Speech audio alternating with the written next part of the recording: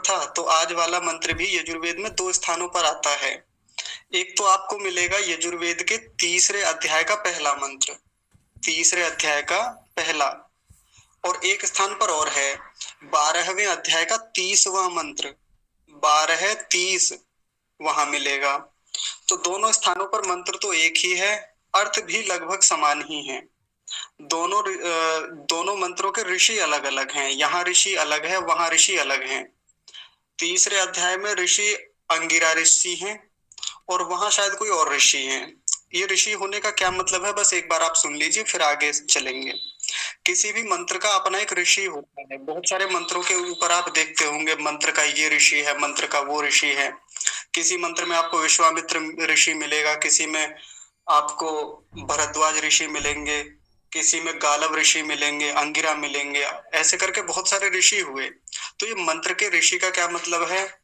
इस ऋषि का मतलब होता है कि उस मंत्र का साक्षात्कार एक ऋषि ने किया था। जिस भी मंत्र के ऊपर जिस ऋषि का नाम लिखा रहता है, उसने उस मंत्र का साक्षात्कार किया, उसके गहन अर्थों को जाना, समझा, उसको प्रचारित किया, प्रसारित किया, लोगों को बताया, फिर उसको संहिताबद्ध किया। संहिताबद्ध मतलब मंत्र के रूप में सज्जित किया, उसको सुनियोजित किया। ये होता है ऋषि। ऐसे ही मंत्र का अपना एक देवता होता है। तो इस मंत्र का जो देवता है वो है अग्नि, अग्नि नाम का देवता। अब ये देवता वैसा देवता मत समझिएगा जैसे देवता हमने पढ़ रखे हैं। यहाँ देवता का मतलब होता है विषय। इस मंत्र का विषय है अग्नि। अग्नि या विषय एक ही बात होती है, ठीक है जी।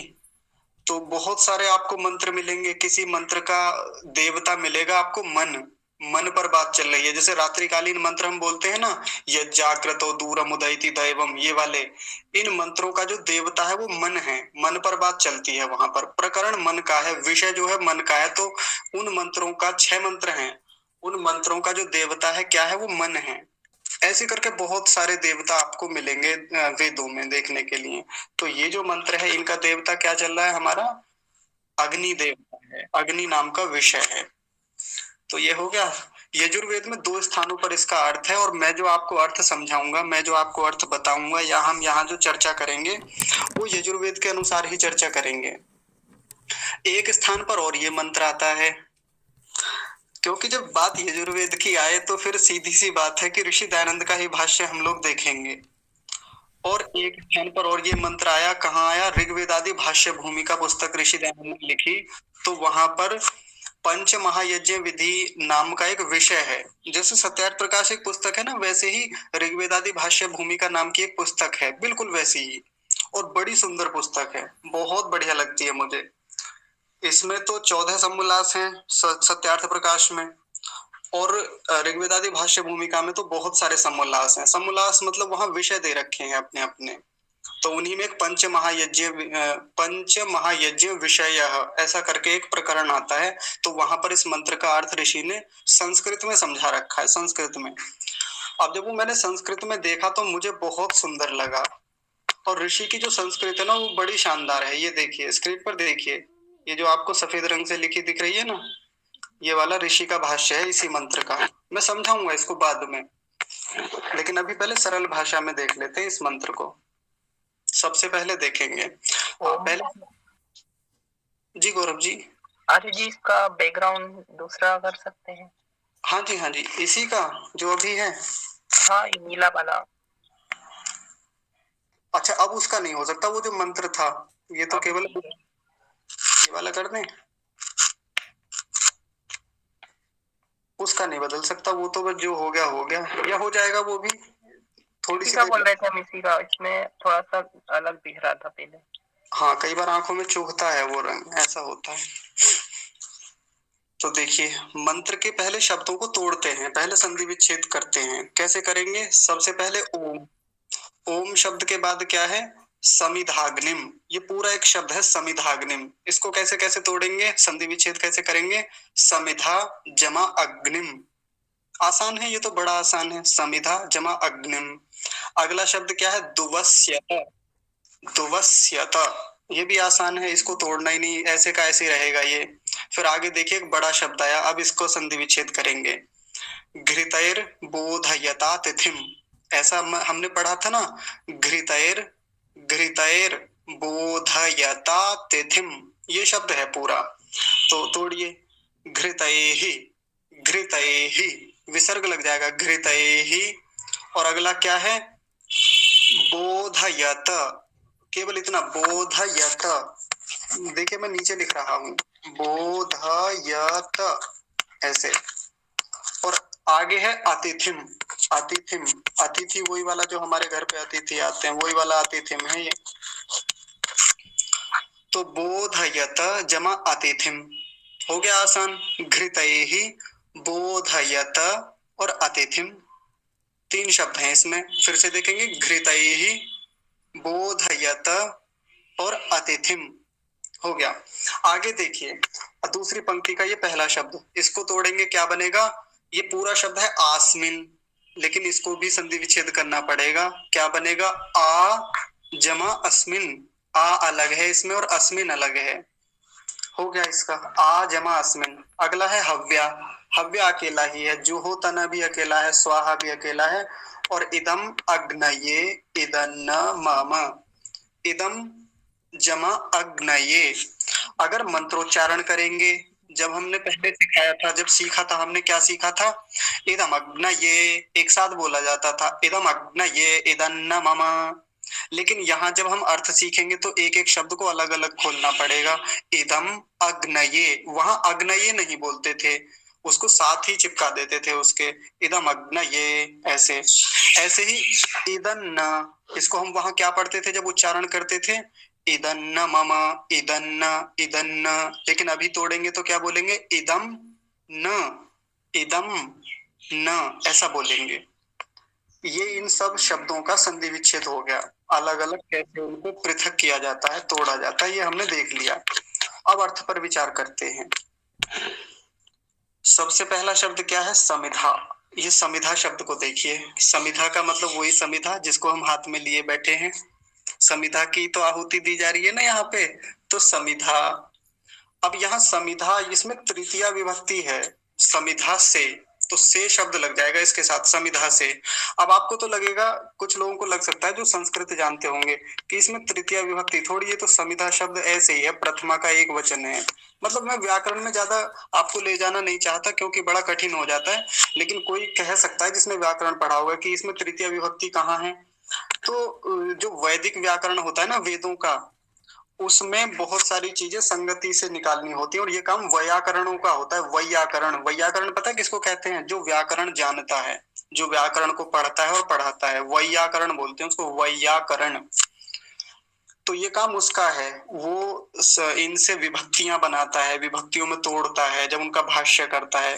तो वेदों में तो सीधे सीधे शब्द ऐसे ही मिलते हैं, इसका व्याकरण अलग है, और जो लौकिक व्याकरण होता है वो अलग चलता है। तो समिधा में यहाँ तृतीय विभक्ति के रूप में ऋषि लेते हैं इसको, और क्या कहते हैं? समिधा से। कौन सी समिधा से? जो हमने हाथ में ले रखी है। और आज देखिए, समिधा का आपको एक और अर्थ बताते हैं, समिधा होती क्या है। तो समिधा के बारे में ऋषि दयानंद क्या कहते हैं? सम्यक इध्यते, इध्यते, इध्यते शब्द पीछे आया था ना, इद्ध, ऐसा आया था पीछे, आपको याद होगा, इद्ध। तो वही शब्द है यहाँ भी, सम्यक इध्यते, और इध्यते को ही आगे खोला, प्रदीप्यते, प्रदीप्यते, यया तया सा समिधा। अब इसका हिंदी में सुनिए, जिससे सम्यक रूपेण, यानी अच्छी प्रकार से प्रदीप्त किया जाता है। किसको प्रदीप्त किया जाता है? अग्नि को। जिसके द्वारा या जिससे, तो उसको क्या कहते हैं? उसको समिधा कहते हैं। देखिए कितनी सुंदर परिभाषा देते हैं ऋषि दयानंद।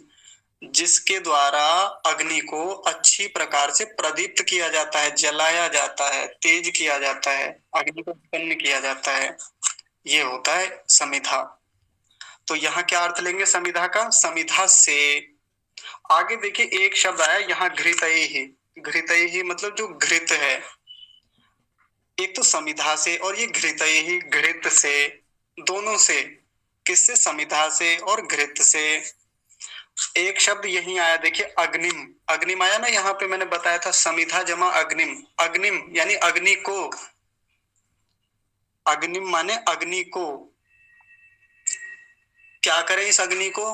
तो देखिए बोधयत, ये शब्द आया ना यहाँ पे, बोधयत, बोधयत का ऋषि दयानंद पता है क्या खोलते हैं? वो कहते हैं उद्दीपयत, और एक और शब्द दिया चेतयत, बोधयत का मतलब उद्दीपयत, और एक और शब्द क्या बताया चेतयत, और हमारी भाषा में क्या समझेंगे प्रदीप्त करो, प्रदीप्त करना, जलाना।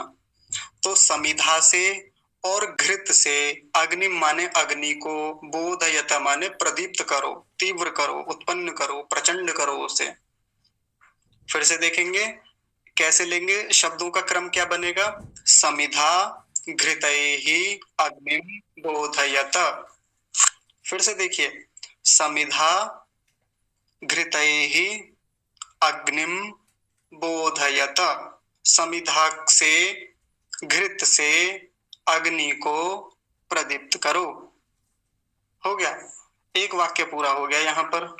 अभी आप सोच रहे होंगे अभी तो इसमें शब्द बचे हुए हैं, लेकिन अभी वो वाक्य पूरा हो गया जो एक प्रकरण था, एक छोटा सा प्रकरण था, वो पूरा हो गया, जो एक आदेश है। अच्छा, किसके लिए बात चल रही है, ये उनके लिए चल रही है जो ऋत्विक जन बैठे हैं, जो यजमान लोग बैठे हैं, उन सब के लिए परमेश्वर का आदेश है। ये वेद में तृतीय अध्याय में क्या कहते हैं, हे विद्वानों, हे ऋत्विको, हे यजमानो, समिधा से घृत से अग्निम, अग्नि को, बोधयत, बोधयत यानी उद्दीपयत, प्रचंड करो, प्रदीप्त करो। इतना हो गया, बस इतना ही था इसका अर्थ। अब आगे देखिए आगे एक बहुत कमाल की बात है, आपके लिए एक नई जानकारी होगी। यहाँ क्या है, अतिथिम और दुवस्यत, ये दो शब्द बचे ना बस इस पहली पंक्ति में, अतिथिम और दुवस्यत। तो ऋषि दयानंद इस मंत्र के बारे में लिखते हैं, आपने यदि कभी वेद खोल के देखा हो, आपके पास हो, तो ऋषि दयानंद बहुत सारे मंत्रों का जब हिंदी में भाष्य करते हैं तो भावार्थ लिखते हुए क्या कहते हैं, इस मंत्र में वाचक् लुप्तोपमालंकार है। यदि किसी ने पढ़ा हो तो क्या लिखते हैं, इस मंत्र में वाचक् लुप्तोपमालंकार है। अब आप सोचेंगे ये कैसा अलंकार है, हमने तो वही पढ़े थे कभी, उपमा अलंकार, रूपक अलंकार, उत्प्रेक्षा, अनुप्रास, यमक, श्लेष, ऐसे पढ़े होंगे ना आप लोगों ने हिंदी में कभी। तो अलंकार बहुत प्रकार के होते हैं, उन्हीं अलंकारों में एक अलंकार ऋषि दयानंद ने बताया, वाचक् लुप्तोपमा अलंकार। कुछ शब्द वेदों में लुप्त होते हैं जो अर्थ करते समय, भाष्य करते समय प्रकट किए जाते हैं। वो भाष्य में एक वैयाकरण या ऋषि या जिसकी ऊंची योग्यता होती है वो ही इस काम को कर सकता है, साधारण मनुष्यों का काम नहीं है, मेरे जैसों का तो बिल्कुल नहीं है, हमारी योग्यता भी नहीं है। तो ये काम ऋषियों का है, ये काम वैयाकरणों का है, ऊंची योग्यता वाले लोगों का है। तो इसमें अतिथिम शब्द के साथ एक शब्द और है जो लुप्त है, इसीलिए इसको वाचक् लुप्तोपमालंकार कहा यहाँ पर। और वो शब्द कौन सा है, अतिथिम के साथ शब्द जुड़ता है एव, अतिथिम एव। एवा माने, एवा शब्द पहले भी आया था, एवा का मतलब जैसे, जैसे अतिथिम, जैसे अतिथि को सत्कार किया जाता है, अतिथि का सेवन करते हैं। यहाँ पूरा भाव लेना पड़ेगा हमें, कैसे भाव लेंगे फिर से सुनिए। अतिथिम का पूरा एक अर्थ आएगा जैसे अतिथि का सत्कार किया जाता है। दुवस्यत, वैसे ही इस अग्नि का भी सत्कार करो। कौन सी अग्नि का, ये वाली अग्नि, ये जो अग्निम शब्द आया यहाँ भी इसको ले लेंगे, बहुत ध्यान से समझेंगे, आराम से, एकदम बहुत आराम से। अतिथिम, जैसे अतिथि का सेवन किया जाता है, सत्कार किया जाता है, वैसे ही दुवस्यत, दुवस्यत मतलब वैसे ही सेवन करिए। किसका सेवन कीजिए, अग्नि का। और इस दुवस्यता शब्द को देखिए ऋषि दयानंद क्या लिखते हैं, परिचरत, ऐसा लिखते हैं परिचरत। और इसी को महर्षि याज्ञवल्क्य शतपथ ब्राह्मण में पता है क्या लिखते हैं, नमस्यत, नमस्यत ऐसा लिखते हैं दुवस्यत शब्द को, यानी इसका सेवन करिए, नमस्कार कीजिए, इसको नमन कीजिए, इसकी उपासना कीजिए, इस अग्नि की। कैसे करनी है, जैसे अतिथियों की जाती है, अतिथिम शब्द है ना।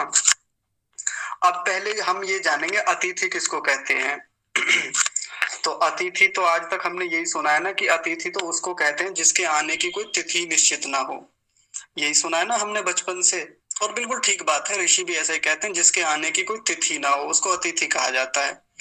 लेकिन बिना तिथि के तो बहुत सारे लोग आते हैं घर में बिना तिथि के कौन कौन आते हैं, जैसे डाकू, चोर, डकैत, ये सब बिना तिथि के ही तो आते हैं, बता के थोड़ी आते हैं, कार्ड दे के थोड़ी आते हैं, या निमंत्रण दे के कि हम आ रहे हैं उस दिन तैयार रहना, कभी बता के नहीं आते। इनके आने की भी कोई तिथि निश्चित नहीं होती। और भी बहुत सारे लोग आते हैं बिना तिथि के, कौन कौन आते हैं देखिए, मांगने वाले, पीर वाले, मजार वाले, आश्रमों वाले, या वो आते हैं शनिदान आता है ना, वो भी बिना तिथि के ही आता है, बिना बताए आ जाता है कभी भी। तो क्या ये सब अतिथि हो गए? अतिथि का मतलब यहाँ पर क्या है? तो देखिए ऋषि दयानंद अतिथि के बारे में क्या कहते हैं। अतिथि का मतलब बताते हैं जो विद्वान होता है, बिना तिथि के आए लेकिन वो विद्वान होना चाहिए, वो वेद विद्या का जानकार होना चाहिए, तब उसको हम अतिथि कहेंगे। और अतिथि का एक और अर्थ करते हुए ऋषि कहते हैं कि अतिथि उसको भी कहते हैं जिसके आने की तिथि निश्चित ना हो, लेकिन ऐसा सन्यासी सन्यासी को भी अतिथि कहा। अब सन्यासी ये वाले सन्यासी नहीं जो आजकल कोई भी आ जाता है हमारे घर पे, कभी भी आ गए, लाल कपड़े पहन के झोला टांग रखा है और कह रहे हैं जी हम तो स्वामी जी हैं, हम तो अतिथि हैं। सन्यासी होने का एक बहुत बड़ा अर्थ होता है। सन्यासी होने का अर्थ यह है कि वो कम से कम विद्यावान होना चाहिए, वो धार्मिक होना चाहिए। ऐसे ही अनपढ़ कोई भी कपड़ा पहन लेने वाला, कहीं से भी सन्यासी की उपाधि ले लेने वाला, या ऐसे ही घर से भाग के चला गया है, मन नहीं लगा था, घर के जो संघर्ष है उनको सहन नहीं कर पाया, बात नहीं बनी, या किसी के भी गुरु के चक्कर में आ गया, किसी भी गुरुडम में फंस गया और लाल कपड़े पहन लिए, डंडा हाथ में ले लिया और कहता है मैं सन्यासी बन गया जी। ऐसे बहुत मिल जाएंगे, कदम कदम पे मिल जाएंगे हमारे यहाँ। तो वो सन्यासी नहीं।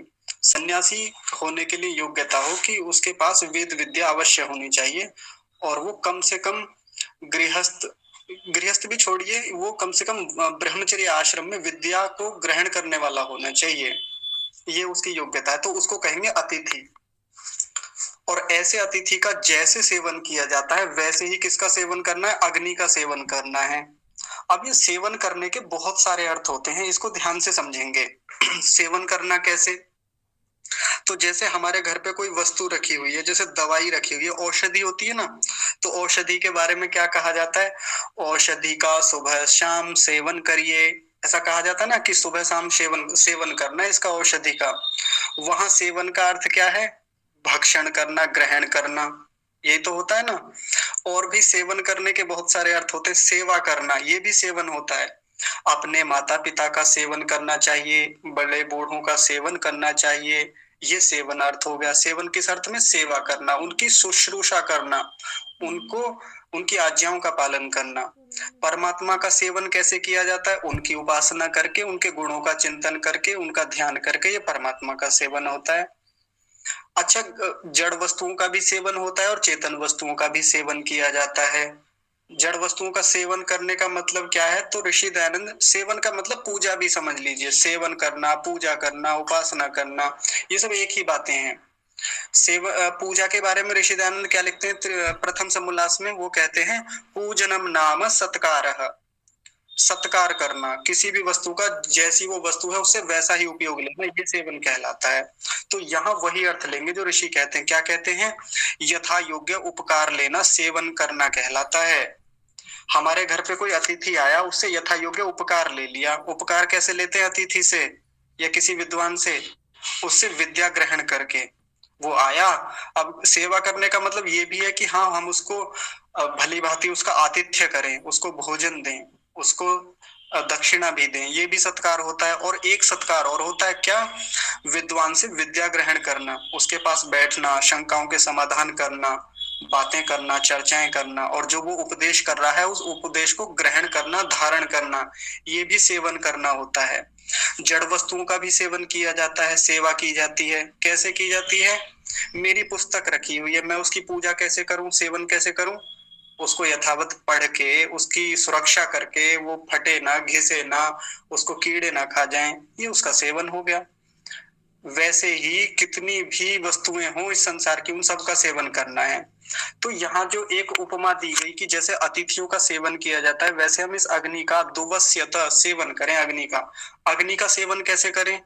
तो अग्नि का सेवन ऐसे ही करें कि जो अग्नि का काम है उससे वो काम ले लें, जो अग्नि उपकार करने वाली है उससे वो उपकार करवा लें, अपना करवा लें, औरों का करवा दें। क्या करवा दें? अग्नि पदार्थों को सूक्ष्म रूप में विस्तारित कर देती है, तो उसको वैसे ही हवि दे देना, पदार्थ दे देना, वो फैला देगी उसको दुनिया भर में। ये सेवन हो गया जी, हम इस अग्नि का ऐसे सेवन करेंगे।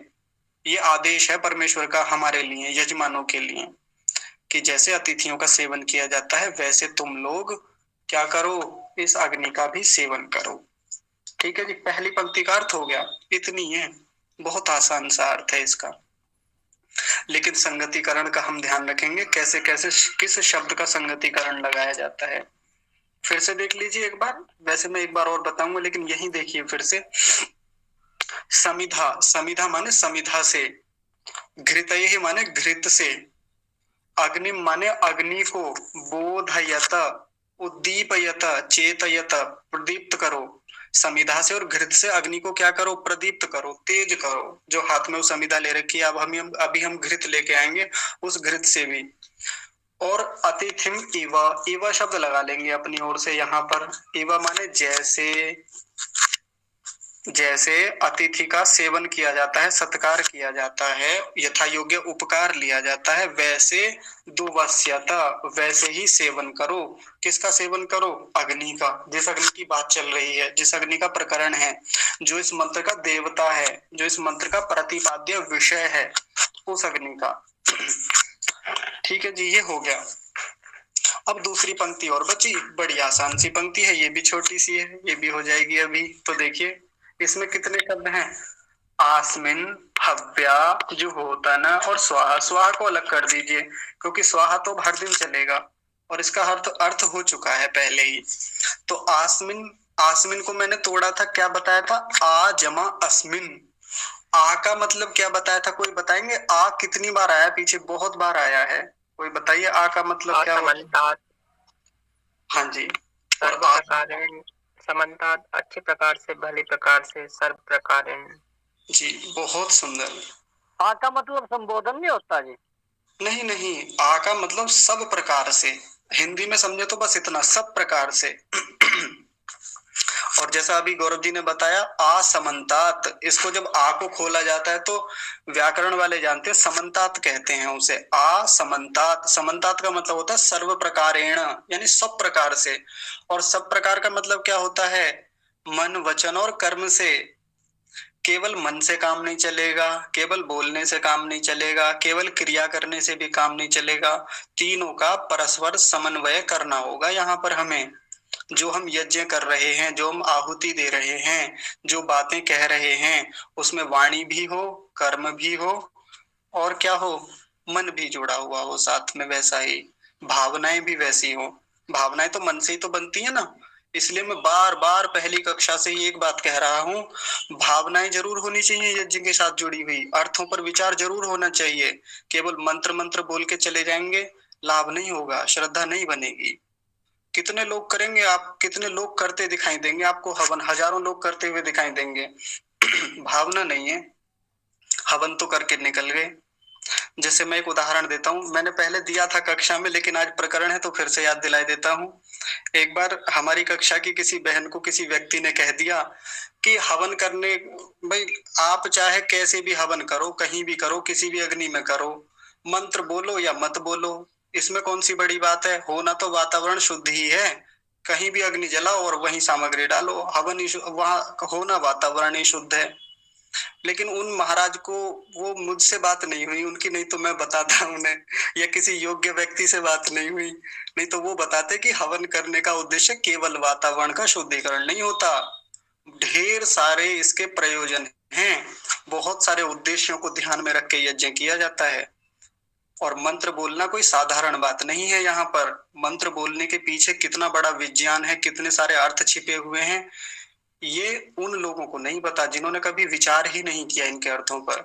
तो अर्थों पर विधिवत विचार करने से यज्ञ के प्रति बहुत श्रद्धा बढ़ती चली जाती है, परमेश्वर के प्रति श्रद्धा बढ़ती है, भौतिक विज्ञान का पता चलता है हमें, रसायन विज्ञान का पता चलता है यहाँ से, और भी खगोल शास्त्र तक का पता चलता है। कितने मंत्र ऐसे आए हैं और आएंगे आगे भी।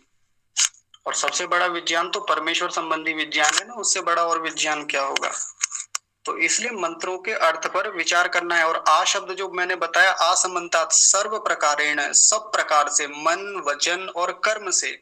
तो मन, वचन और कर्म से क्या करें, तो देखिए आदेश क्या है। ये बातें मैं अपनी ओर से नहीं कहता कभी भी, ये बातें मंत्र कह रहा है, और मंत्र के अलावा कौन कहता है, ऋषि कहते हैं ऐसी बातें। असमन्तात, अस्मिन माने इस, इस किस अग्नि, जिस अग्नि की बात चल रही है, अच्छी प्रकार से सब प्रकार से इस अग्नि में हव्या, हवियों को, हव्या किसको कहेंगे, जो हवि है, जो हमने सामग्री रख रखी है, जो समिधाएं हैं, जो घी है, जो भी कुछ है वहां पर जो रखा हुआ है, जो हो तना, जो हो तना माने हवन करें, जो हो तना का तात्पर्य होता है हवन करना, आहुति देना, कि क्या करें, असमन्तात अच्छी प्रकार से, इस अस्मिन माने इस अग्नि में, हव्या माने हवियों को या हवियों का, जो हो तन हवन करें बढ़िया से, अच्छी प्रकार से। और कैसे करें, फिर से ध्यान से सुनेंगे, मन वचन और कर्म से, केवल कर्म से नहीं, केवल वचन से भी नहीं, या केवल मन से भी नहीं, तीनों से अच्छी प्रकार से, सब प्रकार से, बढ़िया से, जैसे कहते हैं ना खूब तबीयत से करना है हवन, वैसे तो भली प्रकार से हमको हवन करना है, ऐसा ऐसा इसका अर्थ हुआ यहाँ तक। एक बार किसी से बात हो रही थी मेरी, तो उन्होंने कहा जी हमारे पास तो उतनी व्यवस्था नहीं है कि हवन कर सकें, हम नहीं हो पा रही घी की व्यवस्था, या जहां हम रहते हैं वहां घी का वैसा प्रबंध नहीं हो पाता, संविधाएं नहीं मिलती, सामग्री नहीं मिलती। तो मैंने कहा शायद ऐसा उपनिषद में कोई वचन आता है याज्ञवल्क्य के संदर्भ में, महर्षि याज्ञवल्क्य के संदर्भ में, किसी ने उनसे भी ऐसे पूछा था, पक्का नहीं कह रहा, ऐसा कोई प्रकरण है शायद। तो कहा कि जब आपके पास सामग्रियां ना हो, हवि ना हो, तो फिर कम से कम हवन इस रूप में तो करें कि आप वाणी से अवश्य हवन करें, वाणी से बोलकर। बोलकर कैसे करें, बैठ जाइए कहीं भी, और जितने मंत्र शुरू से लेके यहाँ तक आए हैं, अंत तक आएंगे, सर्वम वै पूर्णम स्वाहा तक, उनको भली प्रकार बोलिए, अच्छे से बोलिए, अभ्यास तो बना रहेगा ना। कम से कम कुछ भी नहीं हो पाएगा, अग्नि नहीं है आपके सामने, आपके पास सामग्री नहीं है, आप वातावरण को शुद्ध नहीं कर पाएंगे, लेकिन कम से कम मन परमेश्वर में रहेगा, इतने सारे अर्थों पर विचार होगा, बार बार चिंतन मनन होगा, तो लाभ नहीं होगा क्या, बहुत लाभ होगा, लेकिन पूर्ण लाभ नहीं होगा। हाँ ये बात है भाई, पूर्ण लाभ होने के लिए तो कर्म भी तो होना चाहिए, कर्म आप कर नहीं रहे, लेकिन हाँ वाणी से बोल रहे हैं, मन भी लगा हुआ है अच्छे से, तो पूर्ण लाभ नहीं होगा, लेकिन इतना तो सबको करना चाहिए, बोल बोल कर यज्ञ करते रहें। यदि व्यवस्था नहीं है तब की बात है, और व्यवस्था है तो बढ़िया से हवन करना चाहिए, घी है, सामग्री है, तो फिर मन वचन और कर्म तीनों जुड़े होने चाहिए वहीं पर।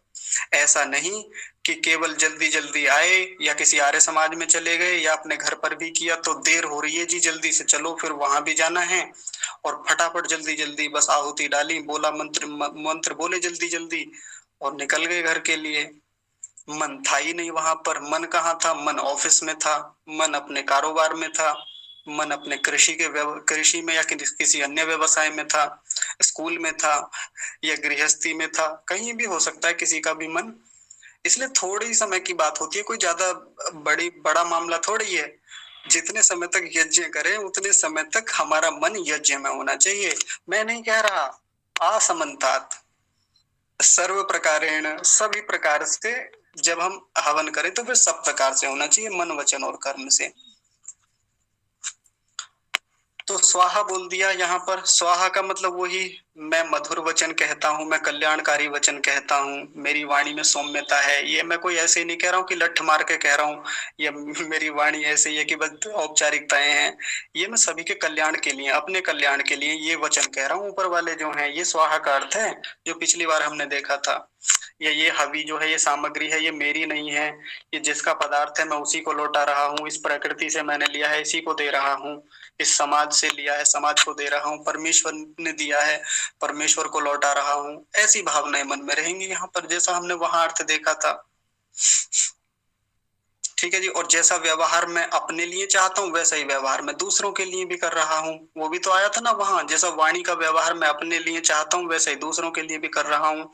और एक स्वाहा का अर्थ ये बताया था कि उत्तम हवियों का यहाँ पर मैं प्रयोग कर रहा हूँ। ये जो हव्याह, ये जो मैं उत्तम सामग्री दे रहा, ये जो सामग्री मैं आहुति में डाल रहा हूँ, जुहो तना हवन कर रहा हूँ, ये मेरे पास सामग्री घटिया सामग्री नहीं है, यह साधारण सामग्री नहीं है। सो ये बार बार शोधन की हुई है, इसको मैंने अच्छे से शोधित किया है, शुद्ध किया है, ऐसा होना चाहिए जी।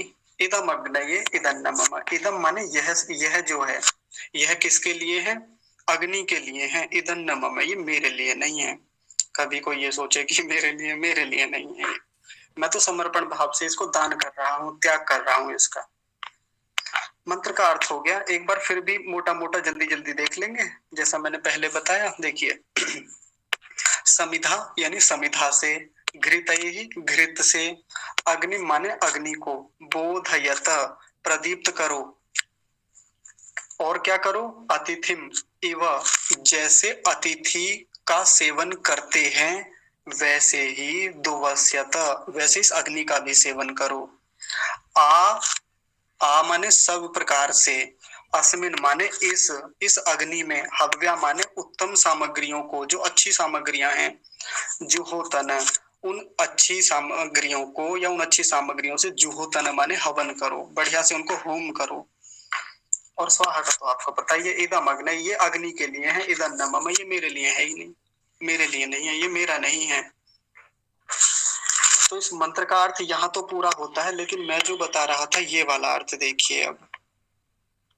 अच्छा, नीला रंग थोड़ा अच्छा नहीं लगता है, चुभता है, और रंग लेके आएंगे।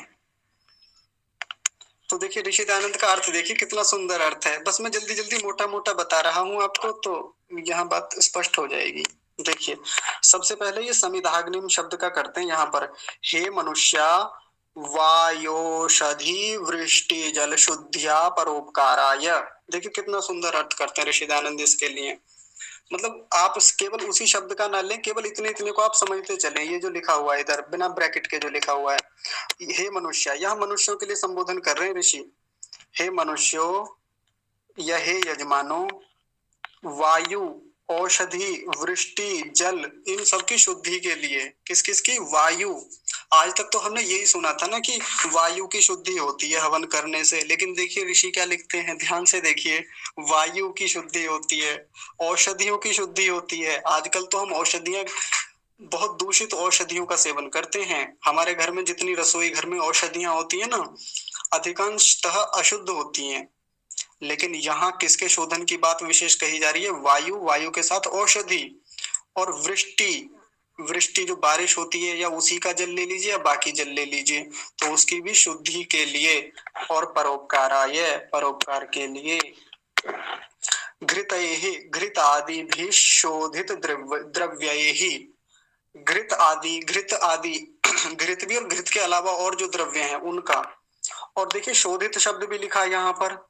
हमारा घी भी कैसा हो? शोधित घृत हो, घटिया घृत ना हो। अभी मैं घृत पर और भी बातें करूंगा, लेकिन अभी फिलहाल इसे देख लीजिए। तो शोधित शब्द ऋषि ने लिया, शोधन किया हुआ, और बाकी द्रव्य भी कैसे होने चाहिए? शोधित होने चाहिए।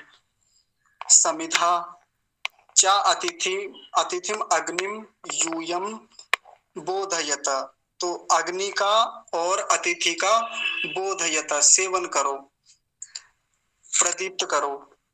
नित्यम प्रदीपयत, और नित्य प्रदीप्त करने की बात है, उसी को खोला आगे, नित्यम प्रदीप्तयत, प्रतिदिन प्रदीप्त करो, प्रतिदिन उनका लाभ लो, प्रतिदिन उनका सेवन करो। अस्मिन, अस्मिन शब्द आया था ना, अस्मिन किसके लिए आया था? अग्नौ, अग्नि के लिए। इस अग्नि में हो तुम अर्हाणि पुष्टि मधुर सुगंध रोग नाशकरै करैर गुणै युक्तानि सम्यक शोधितानि द्रव्याणि। तो देखिए कैसी, हवि, हवि शब्द को ही खोला। हवि हमारी कैसी होनी चाहिए? पुष्टिकारक, मिष्टकारक, मधुर होने चाहिए उसमें पदार्थ, सुगंधित युक्त होने चाहिए, और रोगनाशक पदार्थ होने चाहिए। उस दिन जब हमने दिखाया था यहाँ कक्षा में 4 प्रकार के पदार्थ बताए थे ना, तो कौन कौन से पदार्थ? पुष्टिकारक पदार्थ, मिष्टकारक, मीठे पदार्थ होने चाहिए, सुगंधित पदार्थ होने चाहिए जिनमें से सुगंध आती हो, और रोगनाशक पदार्थ यानी औषधियां होने चाहिए। इन गुणों से युक्त, सम्यक अच्छी प्रकार से, शोधितानी, फिर से आया शोधितानी। देखिए बार बार कह रहे हैं ऋषि, हमारी सामग्री कैसी हो? शोधितानी, शुद्ध की हुई हो, बढ़िया से संस्कृत हो, संस्कार की हुई। द्रव्याणी, सारे द्रव्य शुद्ध किए हुए होने चाहिए। आ जो होता ना, और आ के लिए देखिए ये आ गया, आ समन्तात जो होता, समन्तात जो होता, अलग अलग तोड़ेंगे तो ये बनेगा समन्तात जो होता। अच्छे सब प्रकार से जो होता हवन करो। एवं अग्निहोत्रम नित्यम, और हाँ इसी को आगे खोला, अग्निहोत्र नित्यम परिचरत, परिचरत माने वो ये हवन करने से संबंधित ही है या सेवन करने से संबंधित। अनेन कर्मणा सर्वोपकारम कुरुता, और ये जो कर्म है, इस प्रकार के कर्म वो सभी के उपकार के लिए करो। ये इसका भावार्थ जैसा हो गया जो ऋषि ने बताया, लेकिन इसमें कई सारी काम की बातें हमें मिली। वो मुख्य रूप से क्या है, द्रव्यों के लिए जो सामग्रियां हैं वो बार बार ऋषि कह रहे हैं कि वो शोधित की हुई हों। और एक चीज और जो 2 बार कही उन्होंने विशेष रूप से, वो क्या है, परोपकार के लिए। वायु, जल, वृष्टि, औषधि, मिट्टी, भूमि, इन सब के शोधन के लिए, सबके उपकार के लिए ये हवन करो। ये आदेश है हमारा, हमारे लिए ईश्वर का। तो इस मंत्र का अर्थ यहाँ पर पूरा होता है। यदि आप में से किसी को कुछ इसमें से पूछना है